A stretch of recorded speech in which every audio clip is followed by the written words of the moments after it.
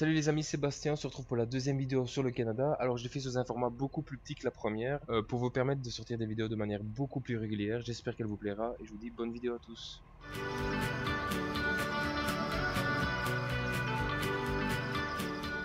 Alors quand je parle des Français dans le titre, je vais pas généraliser et dire que tous les Français c'est comme ça, loin de là, je suis personne pour donner des leçons de morale à qui que ce soit. Je vais parler principalement des Français parce que j'ai rencontré, je pense, deux Belges durant mon voyage. Je sais pas où sont les Belges au Canada, mais en tout cas ils n'étaient pas à Montréal. Alors j'exclus aussi les personnes qui malheureusement durant leur séjour ont des imprévus à laquelle on ne s'attendait pas, comme les décès dans la famille. Ça arrive, ça peut arriver, ça peut vous faire rentrer plus tôt que prévu. En ce qui concerne le boulot, si vous trouvez vraiment pas de boulot, vous êtes un peu dans la misère.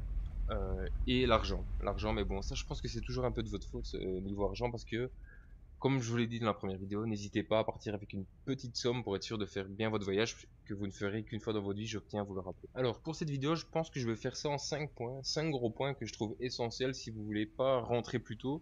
C'est vrai qu'en général les PVTistes ne vont pas au Canada pour en premier lieu travailler. Maintenant, il faut savoir qu'un voyage de 2 ans c'est vraiment long. Et si vous travaillez pas, soit vous avez énormément d'économies, soit vous ne dépensez absolument rien. Il faut aussi savoir que de l'autre côté, les patrons sont assez réticents et pas tout le temps chaud du fait d'engager des PVTistes parce que durant les années précédentes, les PVTistes travaillaient un mois et partaient sans prévenir les patrons et les patrons ils ont commencé à en avoir un peu marre et il est très dur de trouver un travail en tant que PVTiste. Maintenant, n'hésitez pas à prendre des postes qui ne sont pas dans vos compétences. Si vous travaillez dans l'hôtellerie par exemple, si on vous propose un truc de plonge, même que c'est 20 heures semaine, que vous avez peut-être 800 1000 dollars, dites-vous que c'est 800 1000 dollars. Vous faites votre petit travail, vous faites votre journée tranquille. N'espérez pas arriver au Canada, travailler dans votre domaine directement. Ça ne marche pas comme ça, et encore moins en tant que PVTiste. N'hésitez pas à accepter des petits boulots, même si c'est 15 jours, une semaine, même si ça vous plaît pas. Dites-vous que vous allez en profiter le reste du temps parce que c'est un voyage que vous allez faire qu'une fois dans votre vie, ne l'oubliez jamais. Pour moi, un deuxième point qui est assez important, c'est de bien organiser son avant et son pendant voyage. Vous pouvez aller voir encore une fois la première vidéo où ce que c'est expliqué de manière, je trouve, assez bonne, mec modeste. Ce que je veux dire par là, c'est que ça soit au niveau de l'argent que vous allez avoir avant et pendant votre voyage, c'est super important parce que une fois que vous êtes au Canada, si vous trouvez pas de travail, l'argent ça diminue très très vite, croyez-moi. Et ça va être pareil pour le logement. Il y a beaucoup de gens qui ont énormément de problèmes sur le logement. N'hésitez pas, sans vous faire arnaquer, de prendre des logements qui vous conviennent dans un bon endroit et qui ne sont pas énormément chers. Organisez-vous le mieux possible. Si vous avez votre petit logement sûr et que vous avez votre argent sûr, votre voyage se passera déjà beaucoup mieux et ça sera un gros souci en moins. Ce sont des choses à laquelle vous ne devrez pas vous inquiéter pendant votre voyage. Troisième point pour moi, ça va être la désillusion. C'est-à-dire que énormément de Français avant de partir pensent que lorsqu'ils vont arriver au Canada, les gens vont les accueillir à l'aéroport, limite avec des colliers de fleurs, comme à Hawaï, et qu'ils vont être accueillis comme des rois. Vous devez savoir que, juste à Montréal, je prends le cas de Montréal parce que j'y ai habité, il y a déjà 100 000 Français.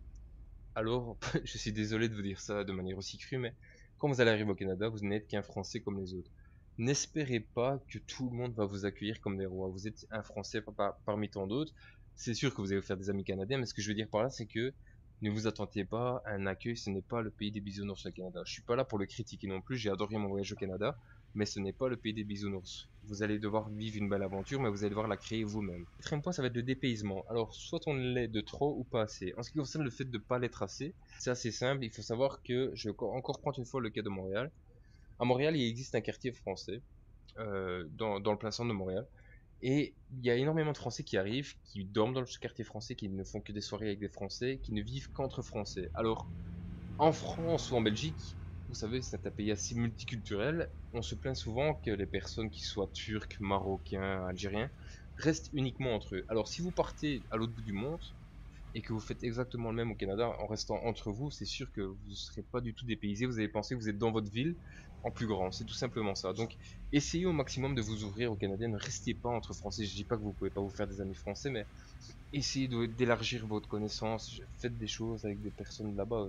Je sais pas, ça me paraît tellement basique que j'ai vraiment du mal à l'expliquer. J'espère que vous comprenez ce que je veux dire par là.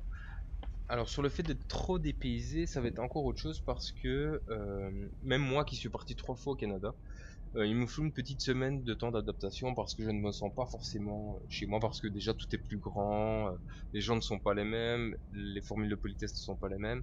Après une semaine, après le petit temps d'adaptation, tout se passe super bien, même si j'ai vu qu'énormément de Français se plaignaient en disant que les Canadiens ou les Québécois ne sont pas forcément aimables et sont même parfois froids. Alors ça c'est totalement faux, c'est une idée que vous faites. Comme je vous l'ai dit, le Canada c'est pas le pays des bisounours. Maintenant c'est sûr et certain que vous allez tomber sur des cons, parce que des cons il y en a dans tous les pays, je vous rassure. Ce que je veux dire par là, c'est que vous allez parler toujours avec un... Quand vous allez poser une simple question à un Canadien, un Québécois dans la rue, avec qui vous avez peut-être travaillé, faire du sport, ou même un étranger, il va commencer à parler avec vous de manière tout à fait aimable. Maintenant, s'il y a un bon conseil que je peux donner à tous les Français, c'est oui, mais en France on ne fait pas ça, oui, mais en France on ne fait pas comme ça, oui, mais en France on ne fait pas comme ça. Dites-vous encore une fois, vous n'êtes pas en France, donc essayez de vivre votre voyage au maximum, essayez de découvrir de nouvelles choses au maximum. Vous allez avoir des amis, que ce soit n'importe quelle nationalité, parce que vous allez être au Canada, c'est multiculturel aussi, c'est cosmopolite même, et vous devez absolument vous dire que il va falloir du temps pour instaurer un climat d'amitié, il va falloir du temps pour instaurer un climat d'amitié. Maintenant, c'est vrai que les Français en font des caisses, c'est-à-dire que ce soit formule de politesse. Ils veulent faire passer une bonne image de la France, et ça, je suis tout à fait d'accord avec eux, mais ce que je veux dire par là, c'est que n'en faites pas des caisses. Commencez pas à faire merci de rien, de merci de rien. C'est en faire des caisses, c'est de trop. Quatrième point, ça va être la nourriture. Alors, énormément de Français se plaignent de la nourriture au Canada. Alors, encore une fois, j'habite en Belgique, on mange presque aussi bien qu'en France.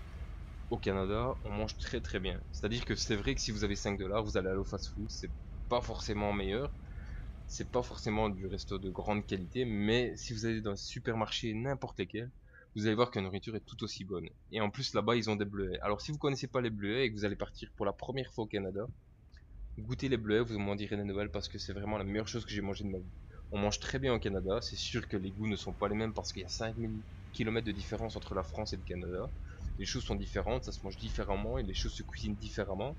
Vous êtes en voyage, vous êtes là pour découvrir de nouvelles choses et c'est sûr et certain que rien ne sera meilleur que la cuisine de vos parents ou de votre grand-mère ou de je ne sais qui.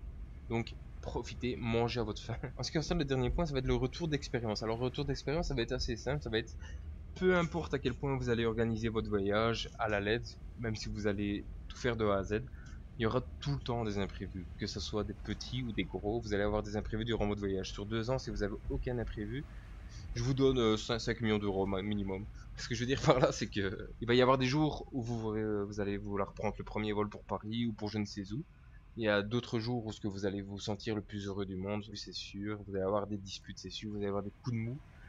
Psychologiquement, ça va pas toujours être facile. La seule chose que je peux vous conseiller, ça peut paraître ultra basique ce que je vais dire, mais c'est profiter au maximum de votre voyage. Dites-vous que c'est une aventure que vous allez vivre qu'une seule fois dans votre vie. Profitez au maximum et croyez-moi, lorsque vous allez rentrer, vous allez pleurer parce que ça soit dans le bon ou dans le mauvais sens, le Canada va vous manquer et ça, j'en sais quelque chose. Voilà les amis, c'est ici que se termine la vidéo. Je vais juste faire un petit tour sujet concernant les 2 prochaines vidéos qui auront aucun rapport avec le Canada. C'est-à-dire que je m'appelle Gaming Games, je vous rassure, il n'y aura pas de gaming pour l'instant sur la chaîne, mais je veux me lancer dans d'autres projets qui n'ont absolument rien à voir avec le Canada, et si ça peut intéresser d'autres gens, même pour vous, on ne sait jamais.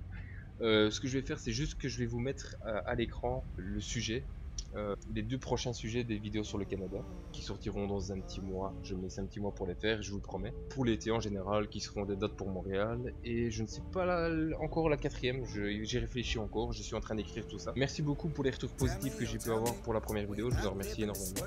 Et je vous dis à la prochaine pour de nouvelles vidéos. Salut à tous!